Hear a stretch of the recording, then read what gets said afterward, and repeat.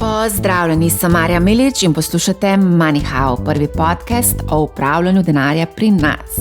Preden gremo na današnjo epizodo, še enkrat bi vas rada spomnila na naš bootcamp, pravzaprav 2 bootcampa. Prvi se bo zgodil 21. avgusta, bootcamp za mlade, kjer bomo z mladimi sestavljali portfelj investicij, pogledali bomo, kaj mora 18-letnik imeti v svojem portfelju za dolgi rok. In pa seveda ukvarjali se bomo še z nekaterimi drugimi podrobnostmi, spoznavali bomo različne naložbene razrede in tako dalje. Pa seveda tudi enega multimiljonarja, ki nam bo razkril, kako je prišel do svojih milijonov in kako se je v bistvu lotil podjetništva. Drugi bootcamp se bo pa zgodil 18. septembra, investiranje za začetnike, kjer se bomo nekako poglobili v sklade, ki kotirajo na borzi, torej ETF-e. Spoznali bomo, kako lahko poiščemo te ETF-e, kje to iščemo in pa konec koncev pogledali bomo tudi, kako kupiti ETF v živo. In pa seveda tudi druge podrobnosti, kot so avtomatizacija, davki in vse, kar moramo vedeti, zato da lahko samozavestno stopimo v ta čudoviti svet investiranja. Glede na to, da se res zelo veliko zanimivih stvari dogaja na trgu, sem se odločila, da povabim Andraža Grahka iz Capital Genetics, da se nam pridruži. Zdravo, Andraž. Živijo. Mi da bova danes v bistvu odgovarjala na nekaj ključnih vprašanj, ki zdaj najbolj mučijo vlagatelje in so v dilemi.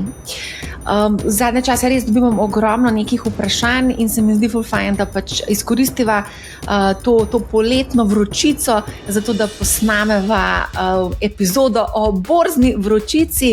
Rekordi padajo praktično vsak dan in marsikdo je zdaj v eni taki veliki dilemi. Stopiti v ta borzni ring navkljub rekordno visokim vrednostim, počakati, da pride korekcija, da pride ohladitev na borzo. In bi kar direktno vprašala, Andraž, kakšna je tvoja strategija, kako ti gledaš na te rekorde, ki smo jim zdaj priča. Pred parimi meseci, aprila, smo imeli popolnoma drugo zgodbo, pa bi te najprej to vprašala. Se pravi, kako bi ti odgovoril nekemu posamezniku, ki je v stiski, v dilemi, gleda te rekorde in si misli, mogoče pa zdaj ni pravi čas, da vstopim na borzo? Ja, tukaj je več pogledov na to, kako se tega lotiti. Lahko se lotimo matematično in pogledamo zgodovino in bomo ugotovili sledeče. Da enostavno novi rekordi so način, kako delniški trgi vrednotijo premoženje. Torej, neizogibno trgi rastejo, ko se v bistvu pripoznavajo neka nova dejstva in diskontirajo nove informacije v ceno delnic. In če pogledate krivulje delniške, zgledajo približno tako. Formira se nov vrh, sledi korekcija, potem grejo tečaji gor, presežejo stari vrh, kar pomeni, da je nov vrh, in potem grejo tečaji bistveno nad stari nov vrh in potem sledi korekcija. Zdaj sem opisal klasično, ko bi rekel, žiga-žaga gibanje trenda, ampak tako je. Tako da v bistvu in matematično, zdaj sem gledal en graf, ki so šli gledati, kakšni so bili donosi, mislim, da 3, 6, 1 leto, 5 pa 10 let, potem, če smo vedno kupili, ko je nastal nov vrh. In glej ga presenečenje, na rok dlje kot od 1 leta so bili donosi, če ste kupovali vedno, ko je bil nov vrh, višji kot če ste kupovali na druge dni, ko ni bil nov vrh. Ne boste verjeli. Zakaj?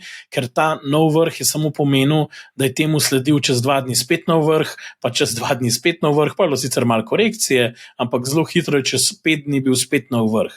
In novi vrhovi so samo manifestacija borze, ki pravi, da pač trgi večino časa rastejo, kot pa v manjšini časa padajo. In to je dejstvo, da so korekcije samo vmesna obdobja. Zdaj, dejstvo pa je, da korekcije lahko trajajo dlje časa ali manj časa in so lahko krajše ali daljše.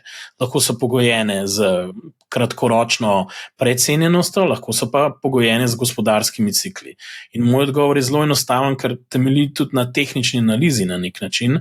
Vsakič, ko se formira nov vrh, dokler je trend veljaven in se gibljajo delnice znotraj nekih drsečih povprečij, rečemo temu tako, na trgu, torej grejo približno trgi z enako hitrostjo naprej, bo nov vrh pomenil samo potrditev obstoječega trenda in tisti, ki kupujejo ta prvič, ko nastane nov vrh po starem vrhu, praviloma so nagrajeni s svojim pogumom, ker smo šele presegli stari vrh po korekciji in prebavili vse probleme. Težava, seveda, in skrb, s katero se pa soočamo, predvsem je pa, ker enkrat bo prišel vrh, mogoče in se bo trend obrnil, in bo tisti nov vrh, mogoče, ko bi temu rekel, ne bo zdržal, ali pa se bojo tečaji obrnili navzdol. To so pa ponavadi neki bolj dolgotrajni premiki, ki trajajo dlje časa. In zdaj, zato smo pa tukaj kot drugi del odgovora, ker prvi del je bil novi vrhovi in niso nič posebnega in samo so potrditev obstoječega trenda in dokler je to tako, nas ne sme biti preveč strah.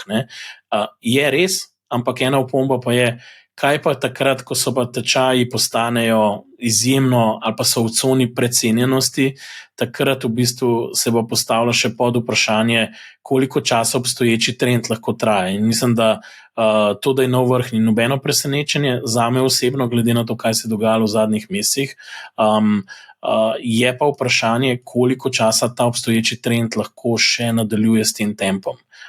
Jaz bi rekel, na neko kratkoročno, srednjeročno obdobje da, dolgoročno je pa kar nekaj izzivov, ki nakazujejo na to, da na neki točki bojo mogli biti malo bolj, ko bi rekel, skromna delniška leta, da se bojo pa na dolgi rok te stvari malo spet postavile na prava mesta.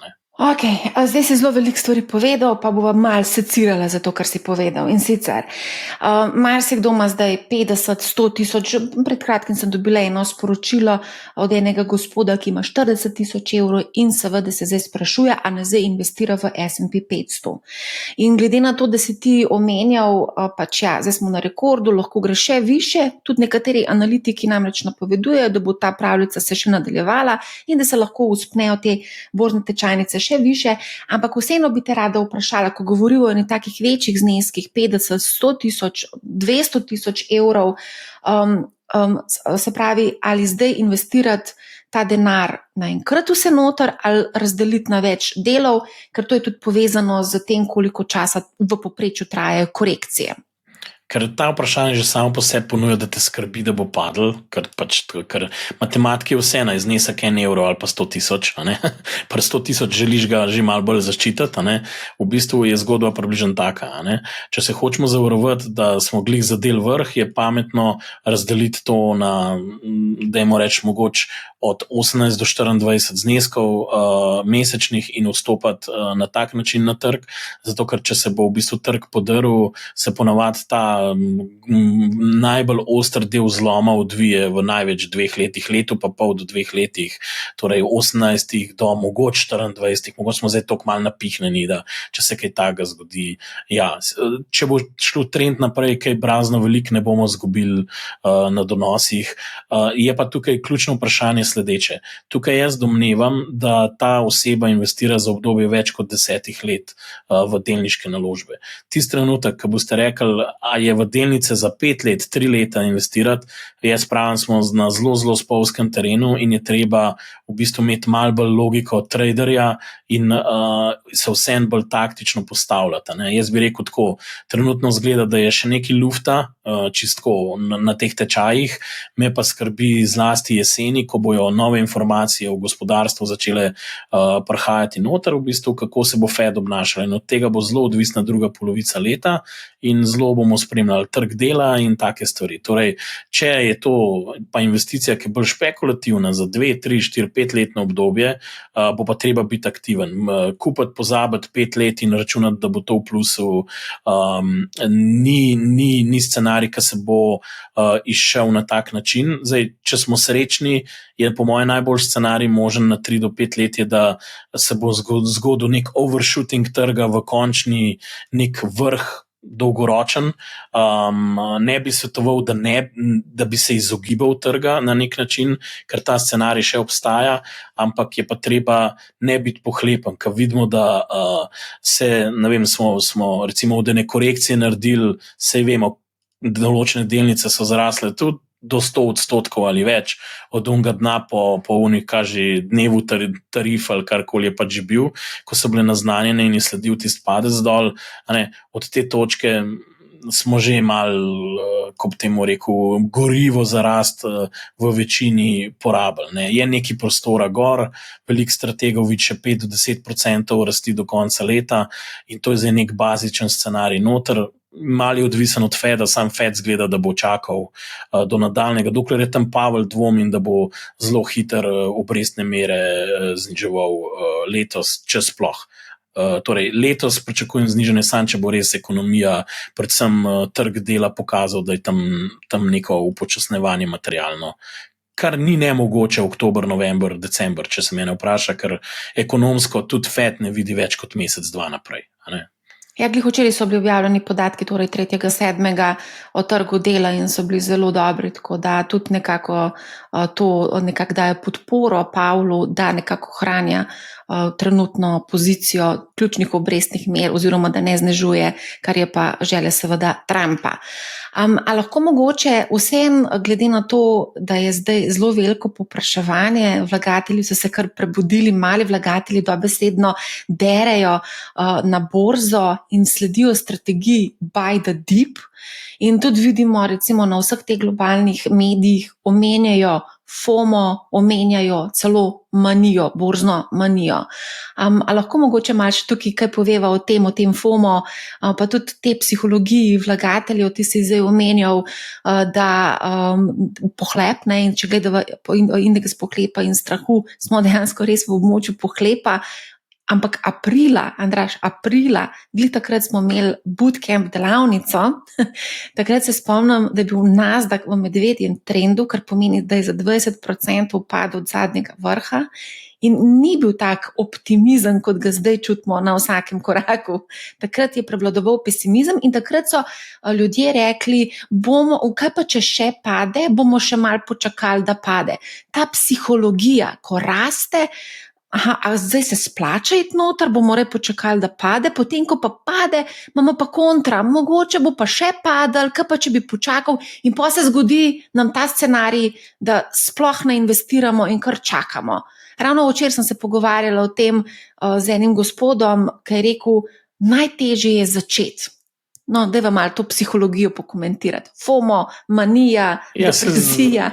Zato je pa ta logika ne vsega takoj postreljati ravno temu namenjena, da lahko, če kasneje pade, postreliš dodatne metke in se boljš počutiš, ker iskreno povedano, na obdobje 10 let to nav tako velike razlike, ne vem, na kateri decimalki se v to videli, iskreno povedano, ker si razpršil znesek v povprečni letni donosnosti na investiran znesek, da ne pomota, v vseh zneskih.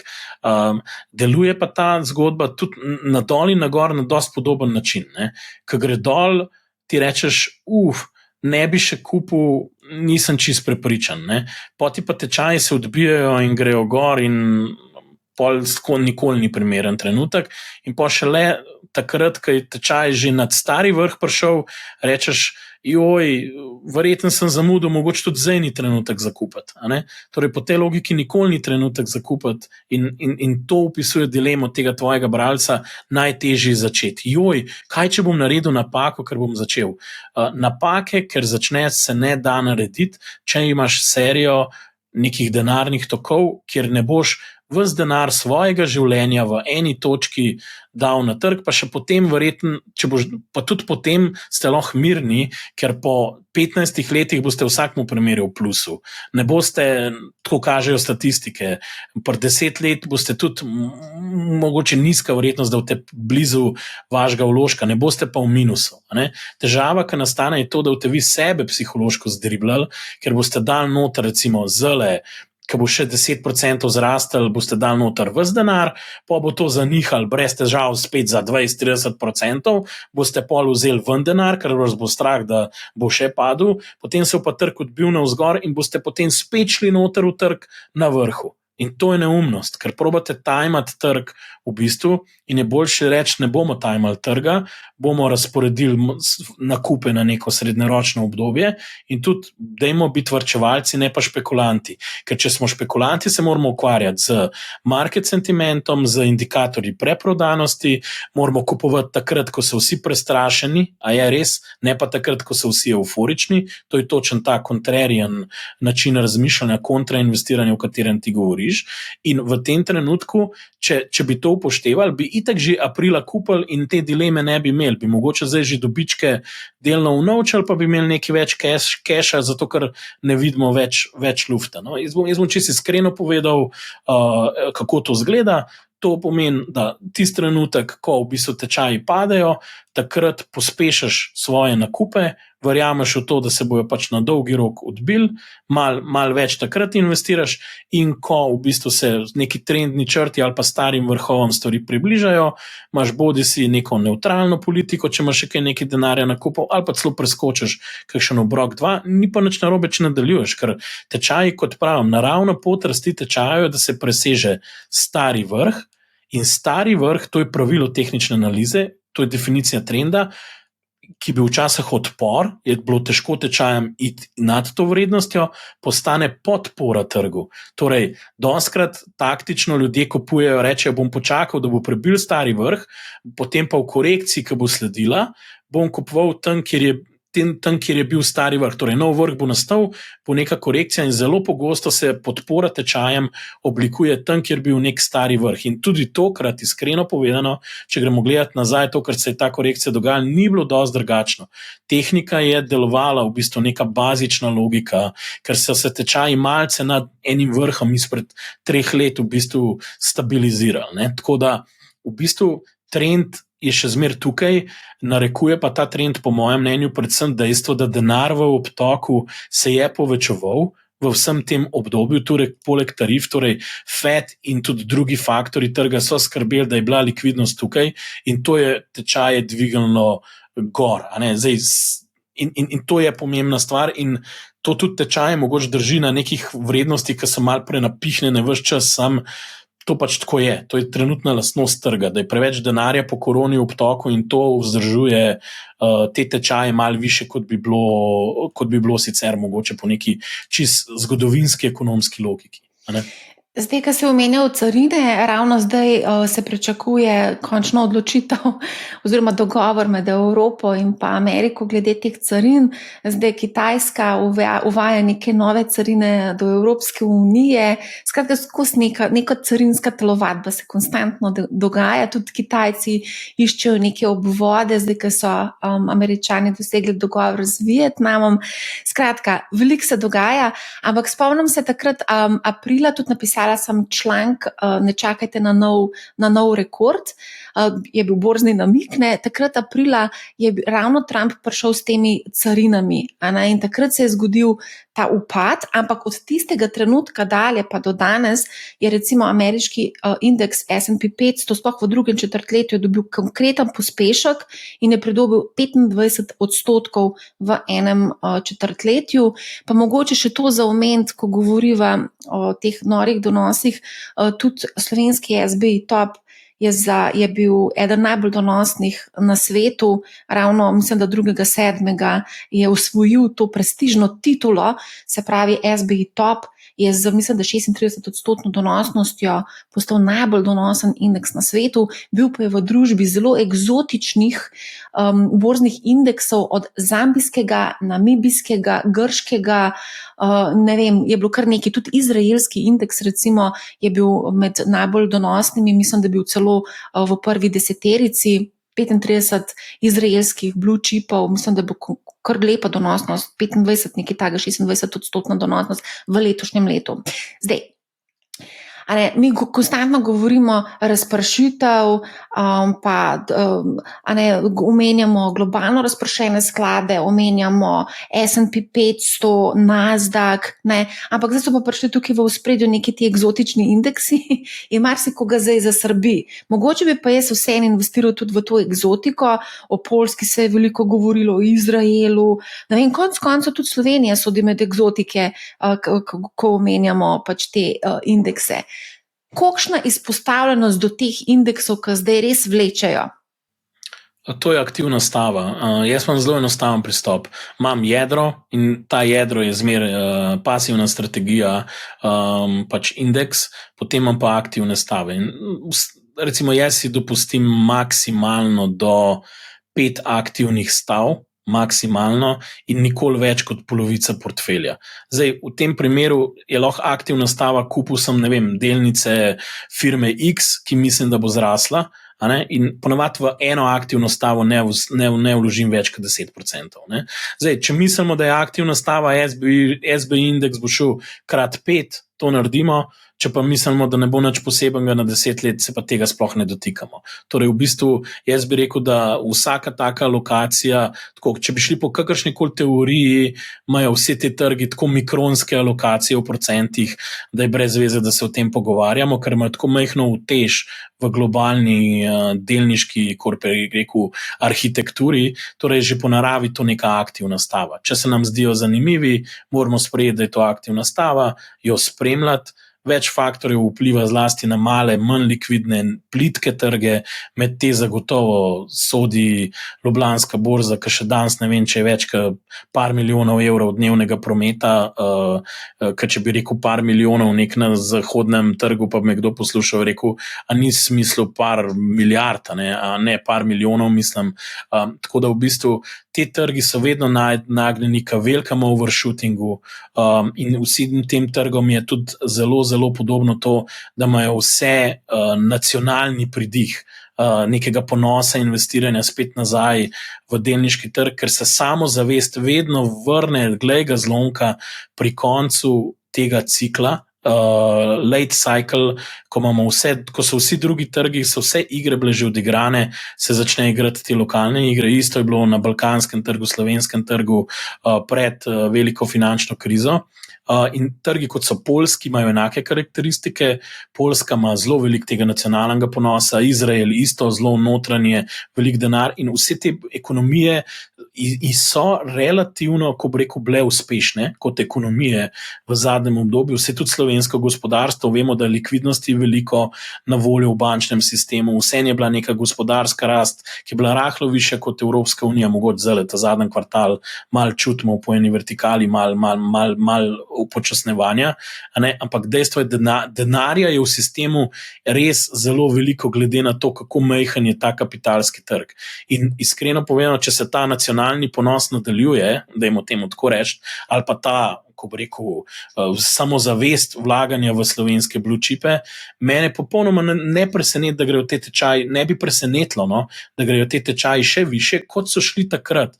Tudi ko je bila Krka blizu 30-kratnik dobička, pa ne vem, so bile kitajske in slovenske delnice ne najbolj donosne samo, ampak tudi najvišje vrednotene, praktično skoraj na svetu.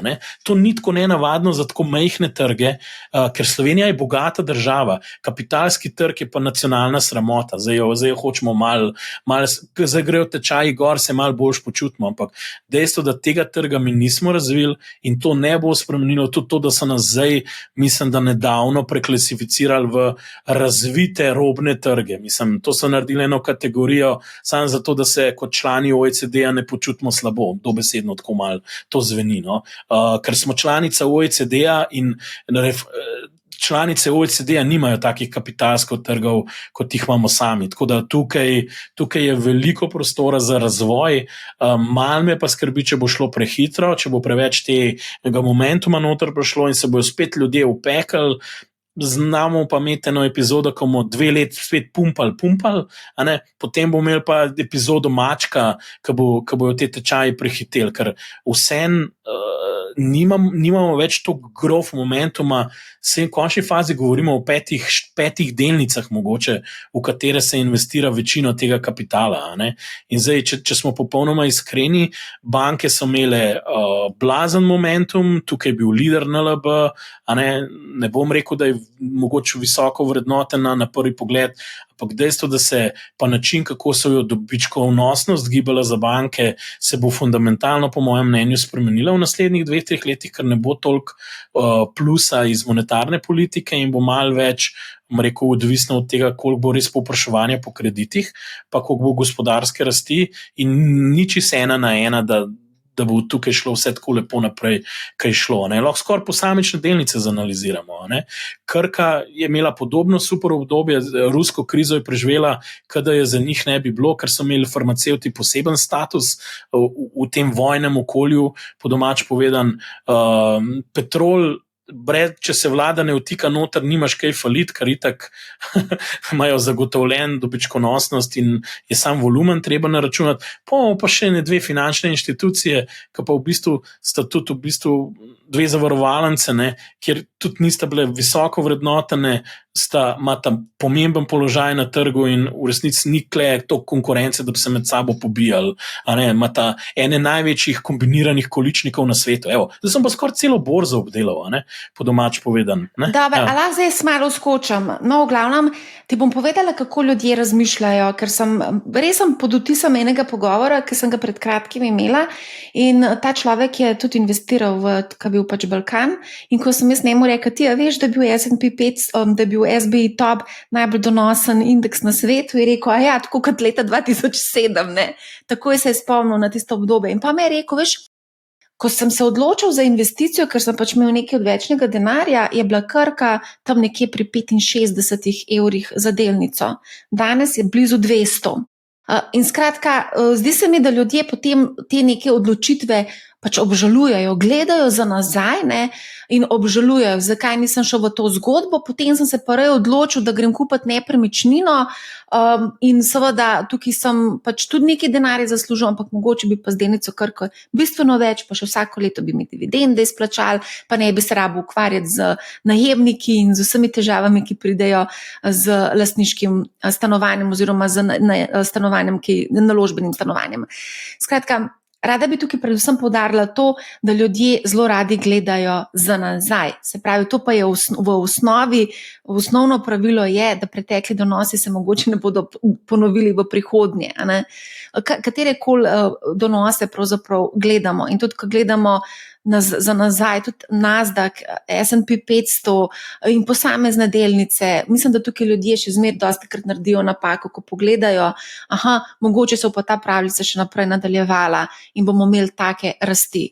Ali lahko imamo v prihodnje, v naslednjih, parih letih takšne rasti, kot smo jih imeli v zadnjih letih, v zadnjih 10 letih recimo? Tukaj je odvisen, kakšno obdobje od te točke naprej potegneva. Lahko se nam zgodi, da imamo celo 2 let enakih ali višjih donosov, ker bo pač stvar šla gor do nekega ekstrema. Ampak od tiste točke bo seveda mogli biti donosi tudi negativni, mogoče na 5-letnem obdobju. Se je tudi dogajalo, ali 6 ali 7-letnem obdobju.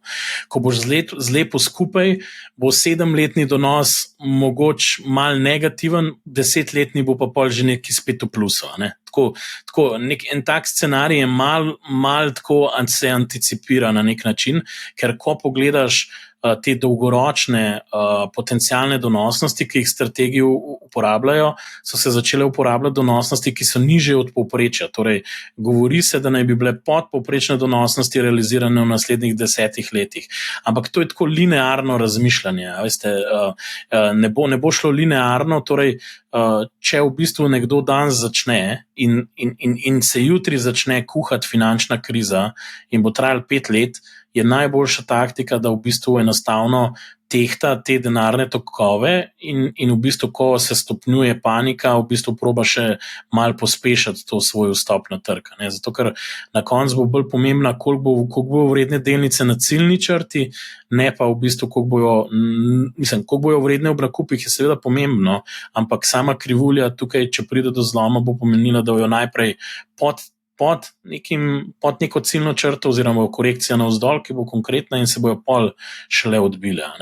Zelo močno dvomim, ampak saj jaz ne anticipiram, da bi bil pa scenarij, da bi tole kar 10 let brez kakršnih koli premorov rastel naprej z enako hitrostjo. To pa bi me izredno presenetilo. Torej, ta scenarij tudi noben ne kup. Ne. Zdaj pa hudič je to, da noben od teh scenarijev ponavadi ni čist tak, kot bi ljudje, se ne uresniči to, kar se nekako predvideva, zmer je nek tail scenarij in borza je nagnjena k drami, ne. Borza je dramatična, tragedija se dogaja, ne, vse živo. Tako da jaz bi rekel, da je tukaj možen čist scenarij, da bo naslednjih 10 let celo nižja donosnost, kot jo že tako napovedujejo. Ampak po drugi strani pa to izjemno dobro obdobje za nekoga, da začne varčevati na dolgo obdobje. Zato, ker če bi bilo obratno, bi bil bolj problem, ker pol skozi drago kupuješ in pol na koncu ti zlom zgodi. To je pa še najhujše v bistvu možen, da skozi tečaje rastejo, pa ta zadnji let, ki bi mogel ti pobrati žetone z mize, se ti pa vse za pol zmanjša. Tako da ampak ta scenarij tega ne verjamem, v tem trenutku predolgo že enostavno trajajo te stvari, preveč so jih ko bi temu rekel, nekimi opijati, da se tako izrazim, da denarjem v toku polirali. Zdi se mi, da tudi ta zadnji zakon, ki ga je dal ven Trump, v bistvu še v šibkejši položaj ameriško fiskalno v bistvu blagajno postavlja in to je tudi Ray Dalio opozoril recimo kot en izmed, dajmo reči, teh vodilnih glasov upravljanja na Wall Streetu, da v bistvu tukaj bo zelo, zelo težko vzdržne finance imeti. In težava, ki nastaja tukaj, da alternativa s temu so pa lahko samo seveda že znižanje obrestnih mer, glede na te, ki so danes, ampak to bo pomenilo, da bo dolar še naprej drsel navzdol, da bojo v bistvu se Američani že danes zadolževali, ampak bojo tudi devalvirali dolar. In zdaj to pa čeprav je eni rekli, to je dobro, bo rastel, ne vem, zlato bo rastel, pa kakšne, tudi delnice teh največjih podjetij lahko rastejo, ker ne vem, nek Microsoft se lahko spomni tudi v Bitcoinih, koliko bo računal za svojo infrastrukturo. Stablecoinih. Tako, ja, v stablecoinih recimo, ampak dejstvo, da to ni dobro za Main Street, za splošno ekonomijo, za ljudi, ki nimajo nič od tega in v bistvu eventualno se bo se to lahko zloma, tako da ni enostavno reči, bomo zlato Bitcoin pa Magnificent Seven, pa bo vse ok, ti glih to smo malo danes debatirali, ker na eni točki se zlom in pol nič ni več ok. Tudi te asset classi se lahko iz njih pol nek beg zgodi in nekateri niso toliko likvidni, da bi to zdržali najbolje. Zdaj, ko menjaš, kako je borza dramatična, jaz mislim, da so v ozadju tudi zelo spretni scenaristi, to so vsi možni strategi, ker če ti bereš, kaj oni v bistvu napovedujejo, to je čista schizofrenija. Se pravi, aprila smo rekli, Američani bežijo iz ameriških delnic v evropske. Zdaj strategi pravijo, zdaj bodo ameriške delnice veliko bolj donosne kot pa evropske. Gremo se premakniti nazaj v Ameriko. Ravno danes sem brala en članek, ker so neki strategi iz Bank of America napovedali, prodajte, ko se bo S&P povzpel na 6300 točk. Zdaj pred parimi dnevi je dosegel rekordne ravni 6220 točk, in takrat padajo rekordi, dogaja se ful na borzi, ljudje rinejo na borzo, zdaj pa dobimo nek prodajni namig, ko doseže 6300, je čas za prodajo. Ampak pod črto, ko bereš vse te napovedi, meni se zdi, da treba se je zavedati, kdo so te, ki dajo te napovedi. Oni tudi živijo od tega, da se ljudje malo prestrašijo, pa da ratajo malo pohlepni. To pomeni, da pač se skozi nekaj dogaja, skozi se dogaja nek biznis, skozi se računajo neke provizije. Koliko resno je imeti vse te napovedi, ker recimo jaz, ki prihajam iz medijskega sveta in vsak dan berem različne napovedi, mislim, če si ti nek amaterski investitor, se ti lahko kar hitro zmeša, ker danes je tako, potem bo malo drugače, hitro popravljajo, hitro se preusmerjajo v druge trge, druge naložbe.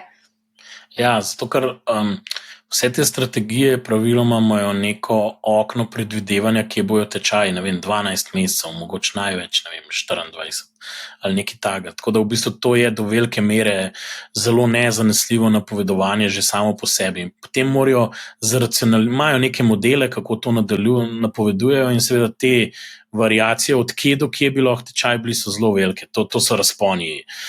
20 gor, 20 dol. Zdaj, kako bi to izgledalo, če vam rečejo, indeks S&P 500 bo, zdaj sem zmislil, med 4500 in 7000 točk, pa bi se jim vsi smejali.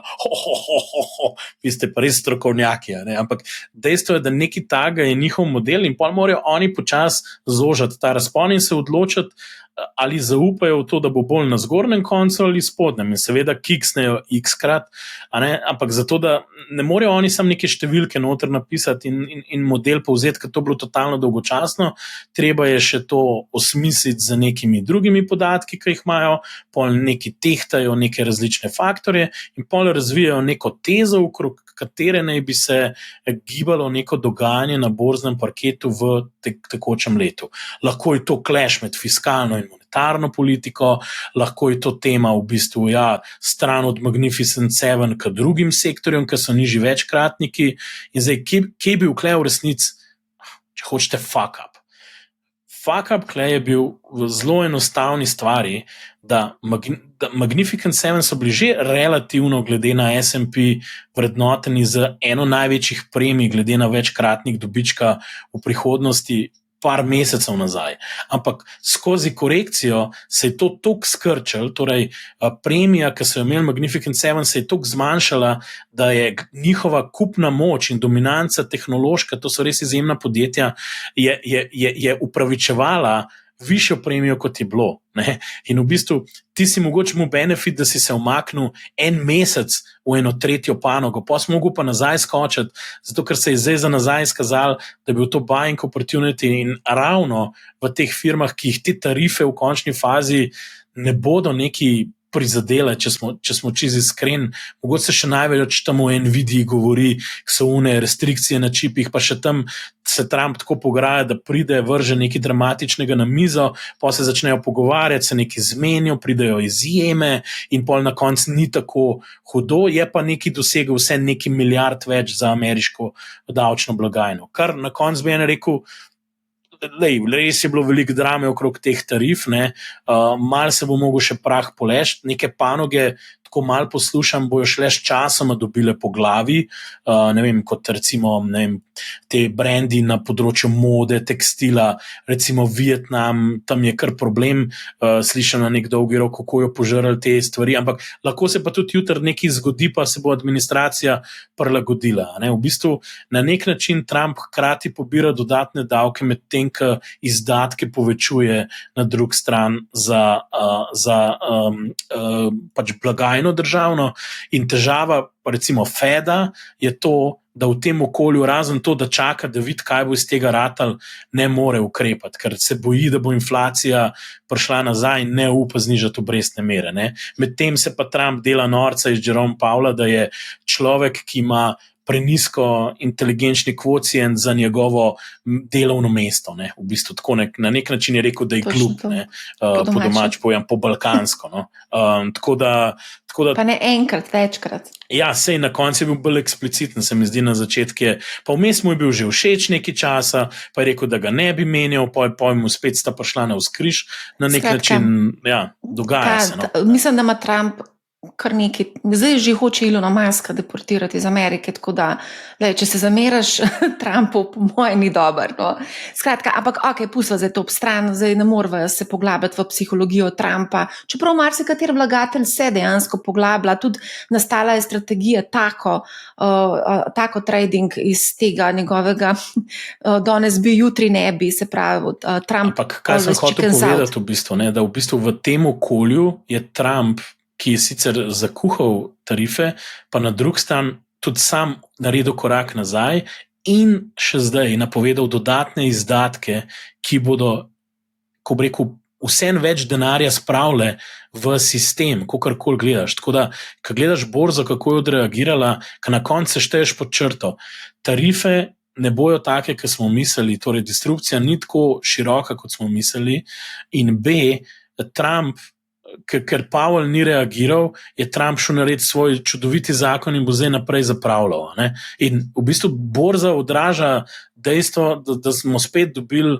en dodaten steroiden shot noter nekam v sistem, ki bo vsaj kratkočasno verjeten imel neke pozitivne učinke za gospodarstvo. Se pa sprašuje na dolgi rok, ali je to vzdržno početje in kam bo to vodilo na dolgi rok.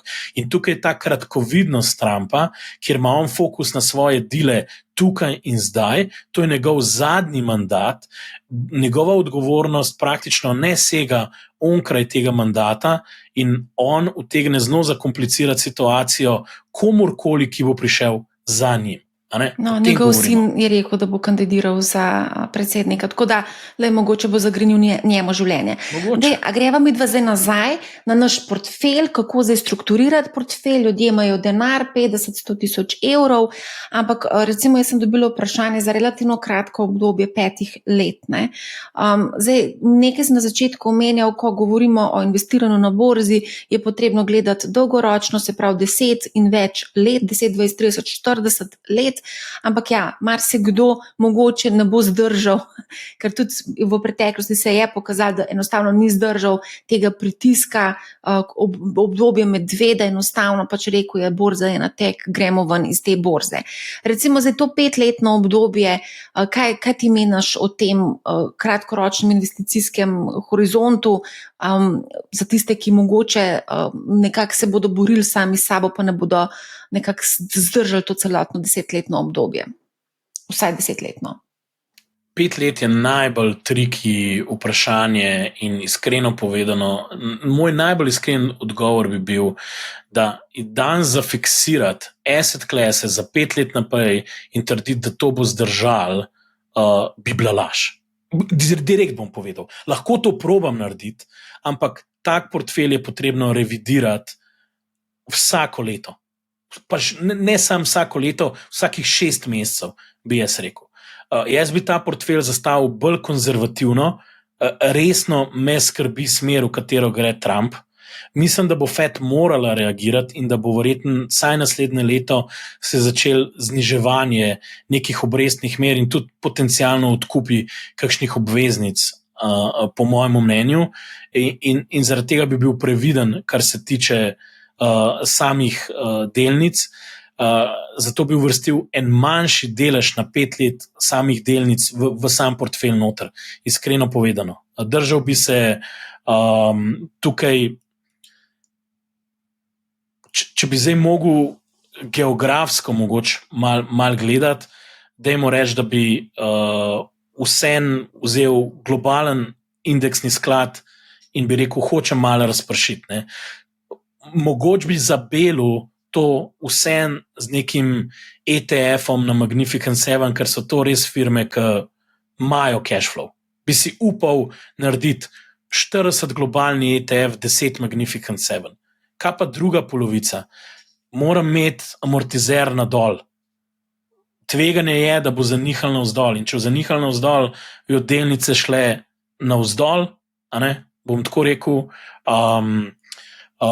in rabim imeti tukaj miks, bi jaz rekel, obveznic, lahko 5-letnih obveznic, ki imajo neke obrestne mere, lahko 4-5% tudi, kar kupil bi obveznice, dajmo reči, da bi dal tretjino obveznic, upal bi si tudi zaostank zlato uvrstiti na 5 let, zaradi tega, ker ta strah, ki se bo pojavil nad vzdržnostjo, lahko to zlato v 5 letih požene navzgor. Ne verjamem nujno, da bo zlato čez 5 let, mislim, lahko da bo višji, ampak ne bo šlo sam gor, in pričakujem, da bi tak portfelj revidiral že na tej poti. Torej, kaj sem zdaj naredil? Pol sem dal v 2 defenzivni poziciji, obveznice pa zlato, pol sem dal še zmer v equity, kjer imam globalni indeks pa Magnificent 7, pri čemer bi mogoče si upal še tisti del, ki je na Magnificent 7, da rečemo, če je 40 MSCI World, 10% Magnificent Seven, pa je to 50% delnic, bi si mogoče upal odkrhniti še mal stran za enih 5% ali pa 10%, mogoče Bitcoina. Čisto iz enostavnega razloga bom razložil, ker mislim, da Trump dela debasing dolarja in v bistvu pričakujem, da bi mogoče v naslednjih letih ali 2 lahko prišlo do nekega hajpa okrog, ko bi temu rekel, vse delnice lahko performajo, kakšen let, 2 še ali 3, in v tem okolju, ker vidimo zdaj to deregulacijo, tokenizacijo in te stvari, se mi zdi, da če pač ne morem ne priznati tega, da obstaja možnost pregrevanja. In če že hočem imeti neke delnice not, moram v unem delu, sicer zmanjšane lokacije do delnic, imeti neke stvari noter, ki bojo hot v tem obdobju. In v bistvu se mi zdi, Crypto in Big Seven bojo hot še kakšno leto ali 2, zihar po mojemu občutku, moram imeti pa tudi ta downside protection. Tako da 50-50, v normalnih razmerah bi bil 60-40 all-weather portfolio, tako kot je Ray Dalio rekel, v teh razmerah ni, ker so delnice precenjene. Zato sem jih dal 50 in na 5 let je to portfelj, ki lahko reže na obe smeri. Če bojo šle obrestne mere dol, bojo obveznice mi malo gor potegnile in zlato, delnice bojo sicer začele trpeti, ampak bom lahko rebalancing naredil v roku kakšnega leta in to malo spremenil, ker bojo takrat obveznice se ukrepile, pa se bom spraševal, a so delnice že dovolj padle ali ne, a prodam del obveznic in jih nazaj rebalansiram ali obratno. To ni enostavno, vem, da ni enostavno, ampak jaz bi 50-50 na 5 let naredil, ne upam si, lahko bi tudi del mogoče tistega, ki je obveznice, bi lahko tudi bilo še zmer 10% tudi v cashu, a ne, da ni vse, ker lahko 1-2% dobim tudi na denarna sredstva in čakam na kakšno korekcijo. Ravno to sem te hotela vprašati, za tole likvidnost, ko vse je fajn imeti nekaj denarja, v primeru, da pride do neke korekcije, da lahko s cashom greš v neke investicije. Ne? Ja, jaz sem rekel, rebalancing bi delal, vse to so likvidne investicije, ki jih lahko kadarkoli malo preusmeram te procente. Ne? Kaj moj odgovor v bistvu prav? To, kar govorijo ljudje, da lahko zafiksiramo 5-letno obdobje, ne moramo ga. Na 5-letnem obdobju je treba delati, že po naravi statistični je distribucija donosov tako volatilna, da moraš biti bolj aktiven. Tako da 5 let ni hec, 5 let je bolj zakompliciran kot 15. Ja. Okay. No pa deva, če za daljše časovno obdobje, kako bi pa tukaj, recimo iz današnje točke, recimo, da si začetnik, hočeš investirati, zdaj se še nisi v pogumu, zdaj si se v pogumu in boš v zgodbo šel za 15-letno obdobje, kako bi strukturiral košarico za enega poprečno nagnjenega k tveganju? Za 15 let. A pa 20, se vse. Ja, na dolgoročno obdobje si jaz upam sam delnice, sploh me ne skrbi nič. Ne rabim obveznic, ne rabim zlata, lahko z dovoljem kot aktivno stavom Bitcoin, čeprav kdo ve, je v čez 15 let to vse skupaj, iskreno povedano, ker če bo kripto mainstream, bomo imeli v indeksing not kripto podjetja in namo rabili Bitcoina imeti tam noter, tako da v bistvu eno stvar, eno veliko stavo na 15 let bi si upal. Trenutno so emerging marketsi izjemno diskontirani glede na razvite trge. Mislim, da kotirajo z največjim underperformancem skoraj v zgodovini, ne čist, ampak in bi si upal noter dati trge v razvoju, predvsem v Aziji, torej bi dal emerging Asia, Indijo in Kitajsko noter, tudi do 30% bi si upal, ker zdaj pa to toliko underperformal, da se mi zdi, da se bo kapital moral seliti tudi tako neizogibno tudi na te trge in te trgi se jo razvijali. Torej, MSCI World in Emerging Market Asia, 2 ETF-a za začetek, pa bomo pa videli. To je za navadnega varčevalca, ki mesečno varčuje in 15 let ga ne zanima. Sam mejte noter. Ne vem, tudi če 50 evrov imejte noter in sploh ne šmirglajte, iskreno povedano, kaj se dogaja s Trumpom pa drugimi okrog.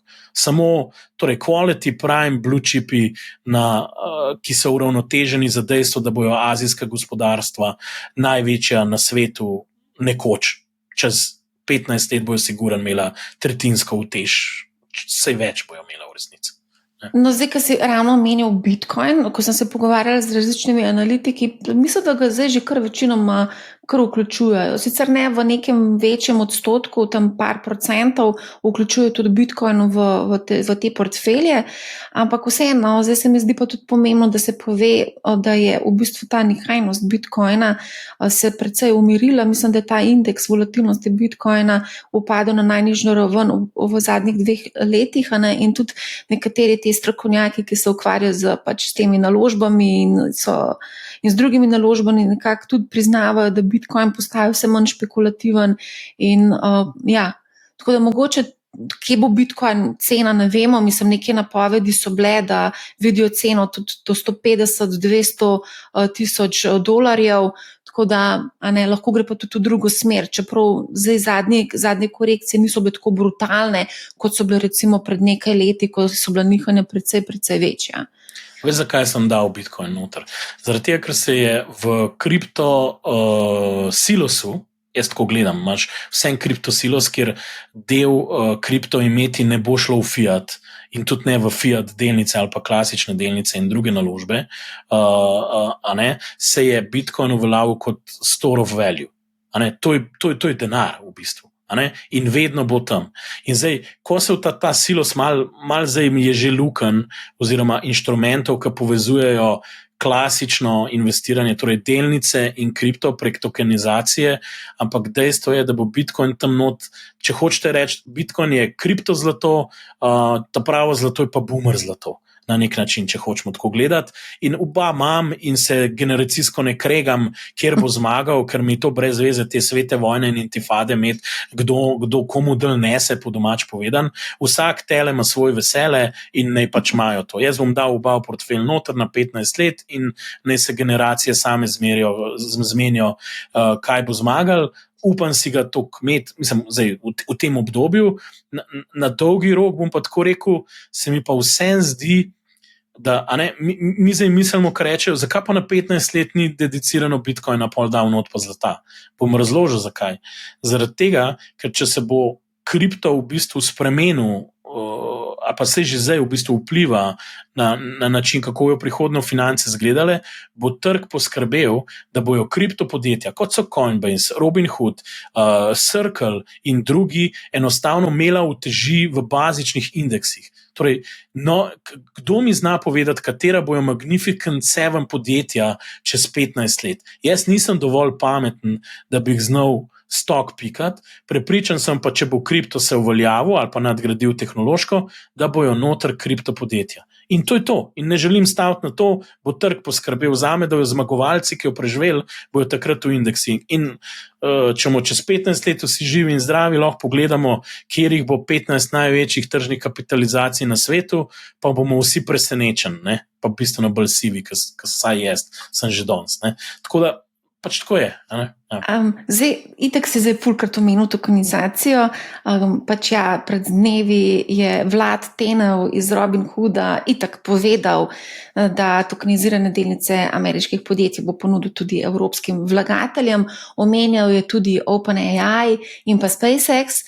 Na OpenAI so se dejansko tudi odzvali in so rekli, da je treba biti zelo previden, ker pač niso sodelovali oni z njim v nekem pogovoru, da bodo ponudili neke lastniške deleže, ki bi bili, tako da tle že v bistvu se že malo opozarja, da mogoče treba biti povsem pazljiv pri teh tokenih, sploh zasebnih podjetij, tako da mogoče sam za pač opomnik. Ne, seveda, zdaj mogoče en trend, ki se zelo pojavlja, ki vam ga lahko delim iz tveganega kapitala, in OpenAI in vse te scene, ki niso na trgu, so vse v venture capital ekosistemu. Pač tam imate veliko zaposlenih investitorjev, ki so že zelo dolg časa investirani v določena podjetja. Za OpenAI mogoče ni zdaj glih tak primer, ker res tako zelo hiter v bistvu se razvil, ampak če gledamo nek SpaceX, to traja že x časa.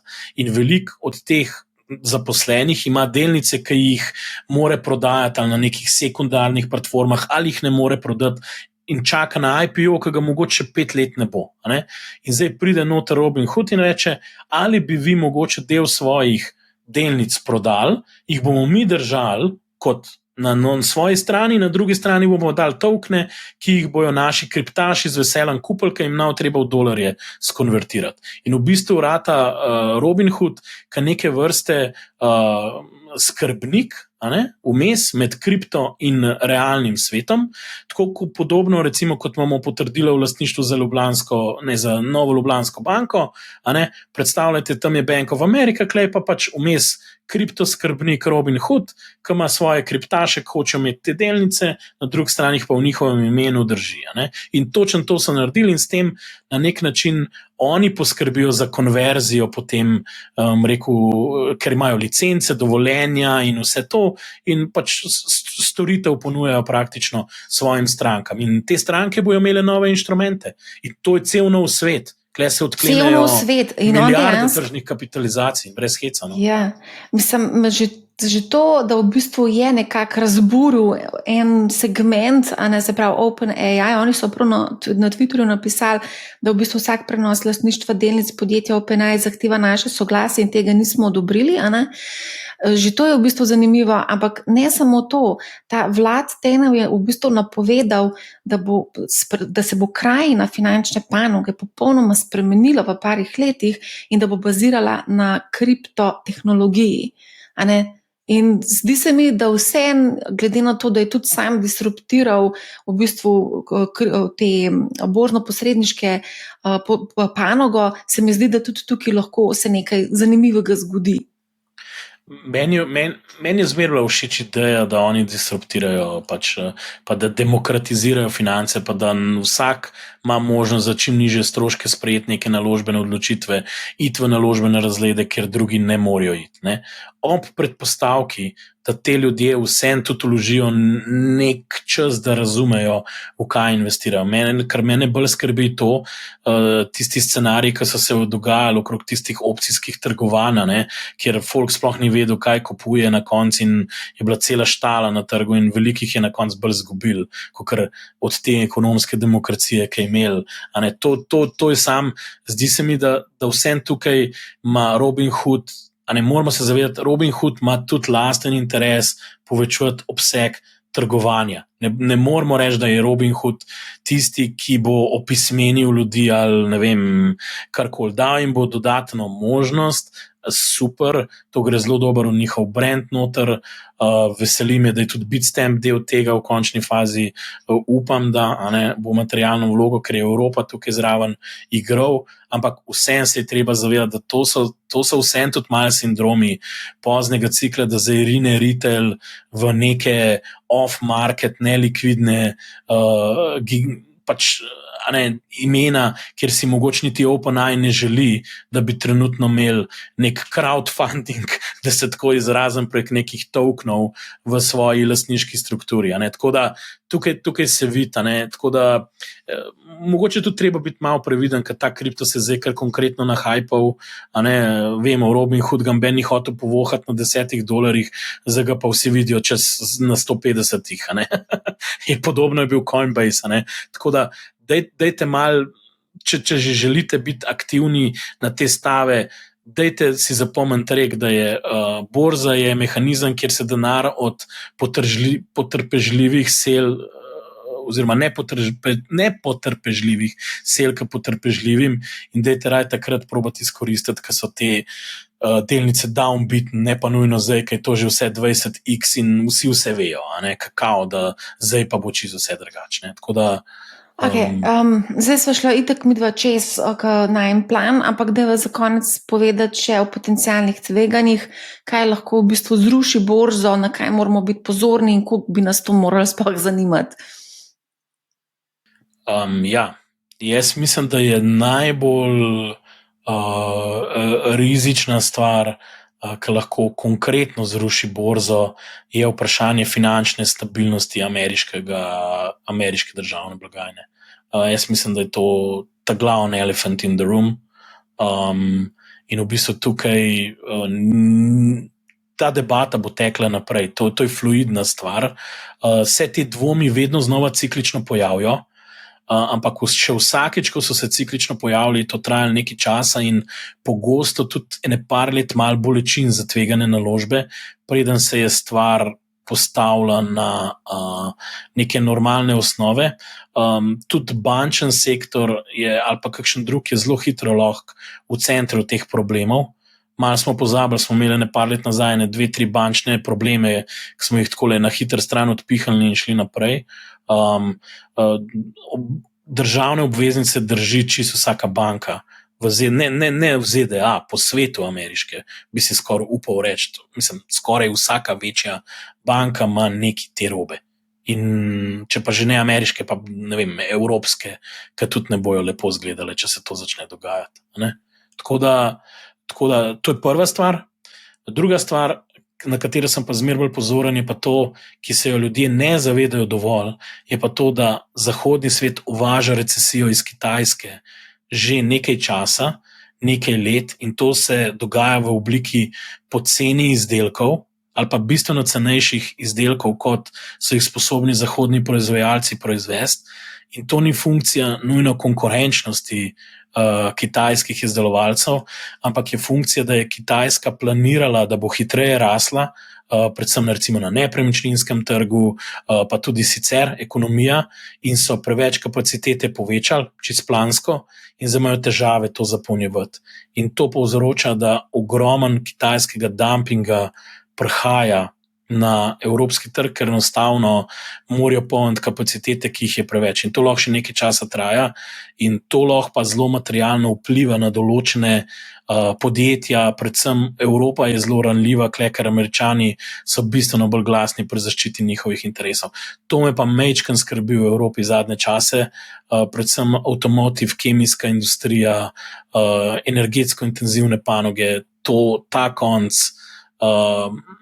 bom tako rekel, če se nekaj ne zgodi, bi lahko določene panoge skoraj bile do pol manjše v smislu kapacitete čez 5 let, če bo šlo to tako naprej. To je pa recimo ena druga stvar, ki v bistvu je ekonomski riziko čistko. Torej, Kitajska, kaj si želim? Želim si, da se Kitajski gre dobro, da se v ta dumping znehal, zato ker bo njihovo povpraševanje zraslo in bojo doma najdelo odjemalce za te produkte. Dokler temu ni tako, pa izvažajo recesijo in zaenkrat Evropa ne ukrepa nujno dovolj proti temu. Tako da te tarifne vojne, kakorkoli izgledajo malo tragikomične v smislu Trumpa, o tem se bo treba pogovarjati.